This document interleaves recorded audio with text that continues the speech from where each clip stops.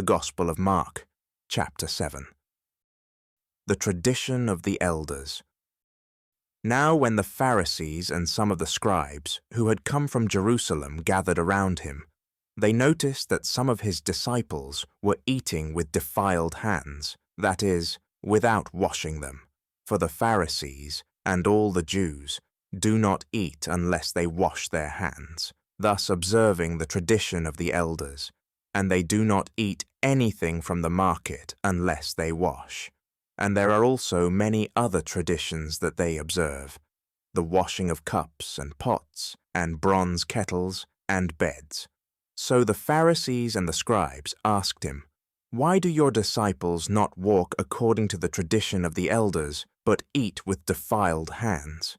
He said to them, "Isaiah prophesied rightly about you hypocrites, as it is written, 'This people honors me with their lips, but their hearts are far from me.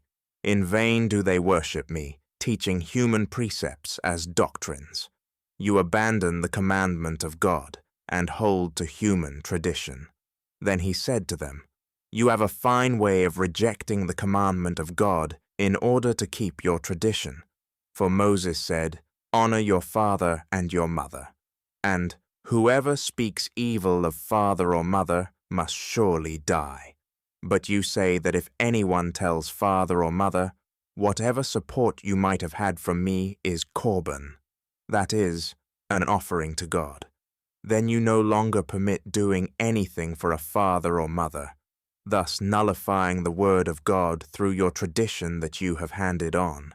And you do many things like this." Then he called the crowd again and said to them, "Listen to me, all of you, and understand. There is nothing outside a person that by going in can defile, but the things that come out are what defile." When he had left the crowd and entered the house, his disciples asked him about the parable. He said to them, "So, are you also without understanding? Do you not see that whatever goes into a person from outside cannot defile, since it enters not the heart but the stomach and goes out into the sewer?" Thus he declared all foods clean. And he said, "It is what comes out of a person that defiles, for it is from within, from the human heart, that evil intentions come, sexual immorality, theft, murder, adultery, avarice, wickedness, deceit, debauchery, envy, slander, pride, folly. All these evil things come from within, and they defile a person."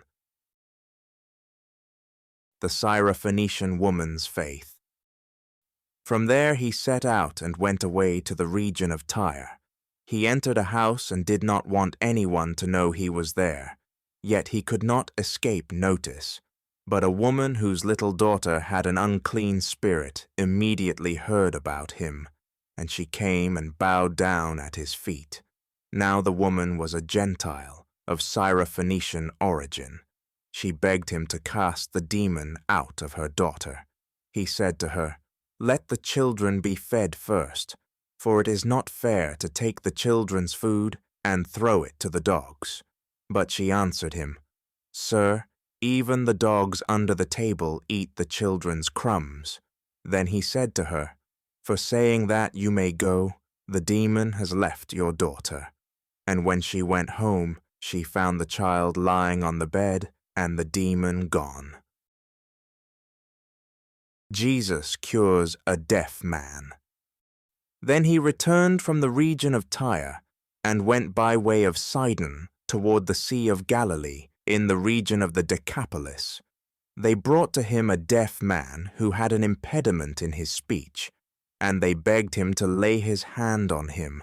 He took him aside in private, away from the crowd, and put his fingers into his ears, and he spat and touched his tongue.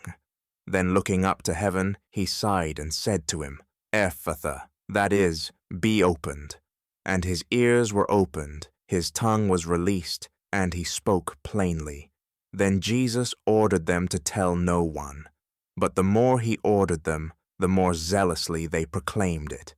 They were astounded beyond measure, saying, "He has done everything well. He even makes the deaf to hear and the mute to speak.